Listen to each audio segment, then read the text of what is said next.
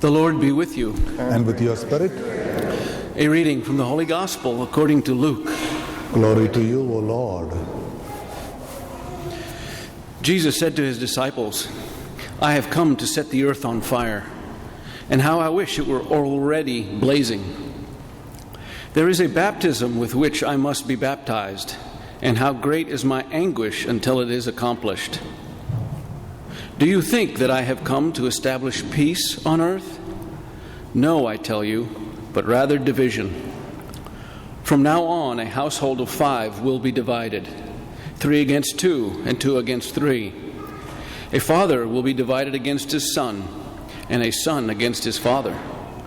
A mother against her daughter, and a daughter against her mother. A mother-in-law against her daughter-in-law, and a daughter-in-law against her mother-in-law." The Gospel of the Lord. Praise to you, Lord Jesus Christ.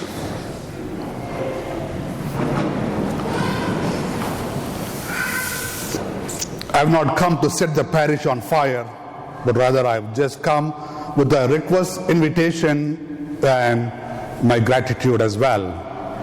Before I begin, I am most grateful to Father John, who turned 21 yesterday, for giving me this opportunity to present to you the needs of my parish. I'm grateful for you all for being able to listen to what I've got to say. I'm Father John Peter, currently working in the Archdiocese of Oklahoma City for the last 10 years due to the shortage of priests there. I'm in a parish called Our Lady of Victory in Purcell on South by Norman. The bishop who ordained me would always say, "Love your priesthood, love your people, love your place." I love my priesthood, and I love what has been entrusted to me. And that is the only key to success, to love oneself, to love one's profession, and to love the place, and to love the profession that is entrusted to us, entrusted to me. India is a very vast country, 1.3 billion people. St. Thomas went all the way to India and brought Christ to us.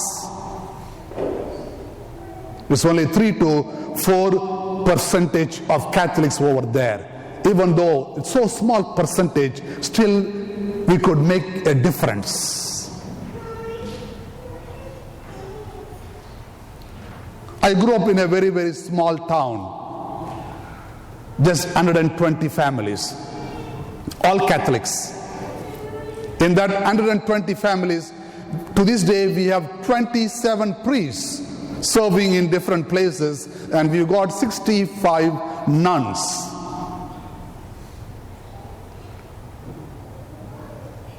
I grew up in a small family of 5 boys, and I'm the last of the 5 boys.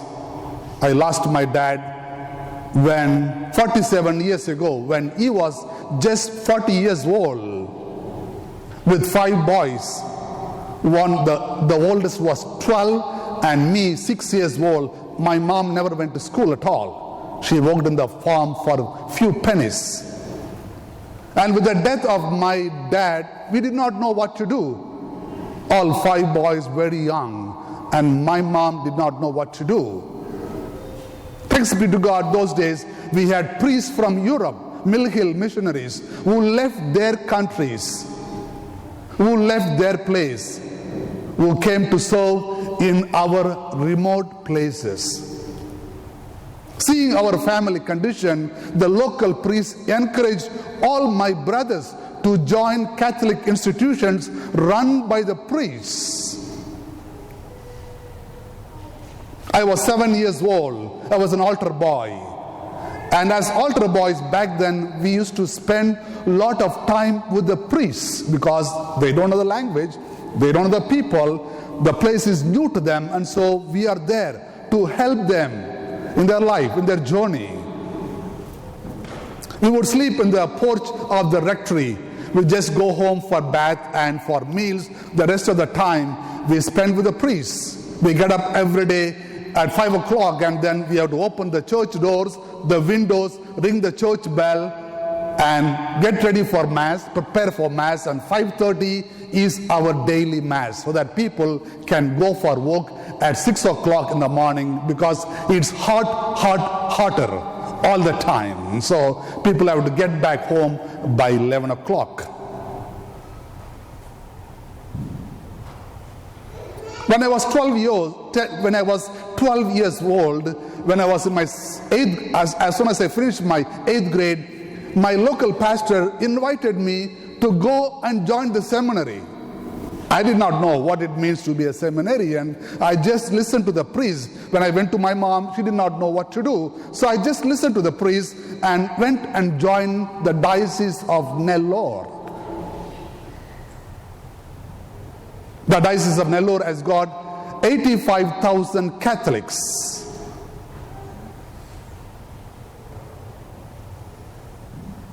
And I'm a priest of 29 years old this year. As we all know, only through education that we can change a country. Only through education can we change a society. Only through education that we can change a family. Only through education that we can change ourselves. And today I'm grateful for the church for having given me that education. If not, I would have been in a small, remote places. It is because of that education and because of my priesthood I am able to stand here and present to you the needs of my parish. As a priest for 29 years, I spent 12 years in 3 different boarding homes, orphanages, we call them. And in the orphanages, the presence of the priest makes a lot of difference in the lives of those children. They are so much inspired by the presence of the priest, so much so they also want to become priests as well. My diocese has got 183 priests.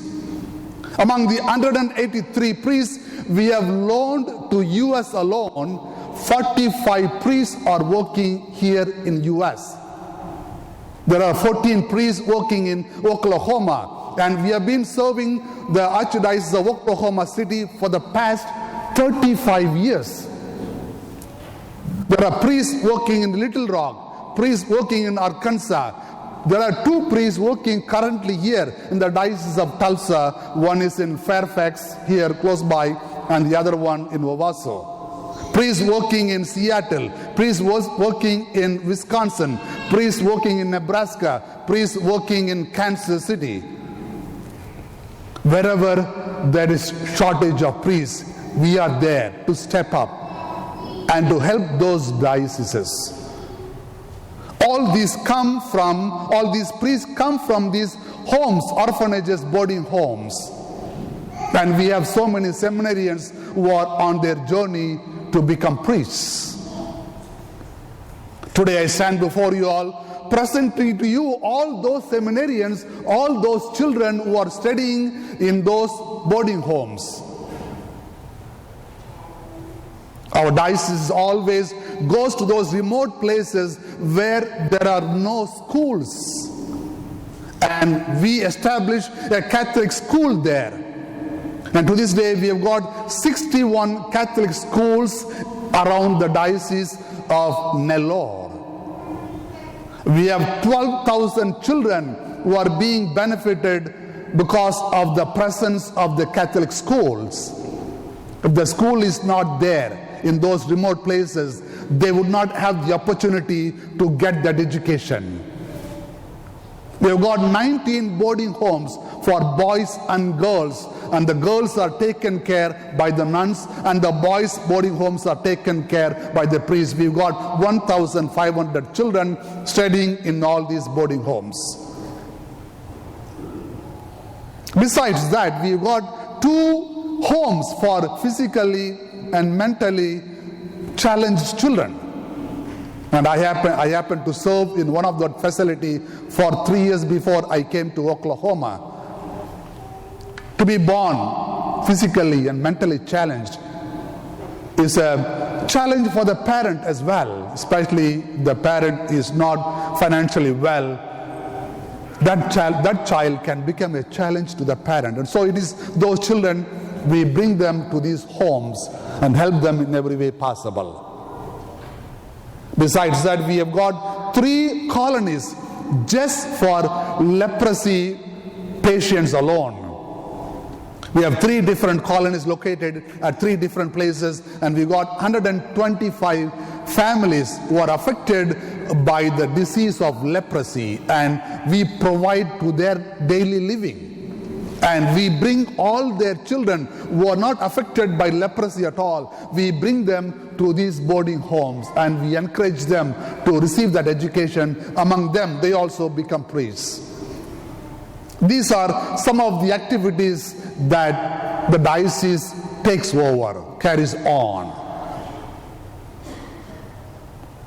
The gospel of today presents to us where Jesus came to establish the kingdom, and you and I become part of that kingdom. And that kingdom is here on earth right now. And all of us are called to participate in the mission of the church. We are not only called to set the world on fire, but we are invited to take that fire of love, peace, harmony, brotherhood to those places, to those people who are in most need of it. Hence I stand before you all so that you all can participate in that mission of promoting that peace, brotherhood, harmony, giving that possibility of education to those seminarians, to those children, so that we can keep on supporting priests here in US wherever there is necessary, wherever there is shortage, so that you may not be deprived of God, so that we in turn can help you to come more closer to the Lord as you help us to serve you better.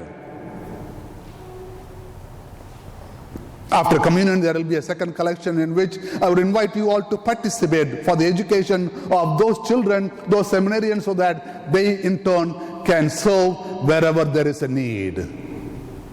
I'm grateful to Father John for giving me this opportunity, and I'm grateful for you all, for your patient listening, and for all the ways that you support the mission of the church, not only here in this parish. I know you got so many challenges, you got so many needs here. There is a school there, there is so many different ministries that you support every week financially. And this weekend, I would invite you all to support the missionary work of my diocese so that we can collaborate, so that we can establish that kingdom, so that you are benefited as you enable us to serve you better. Thank you for your hospitality, and thank you for all that you do to the parish here and to the church in Tulsa, and above all to the church back home in India as well. God bless us all.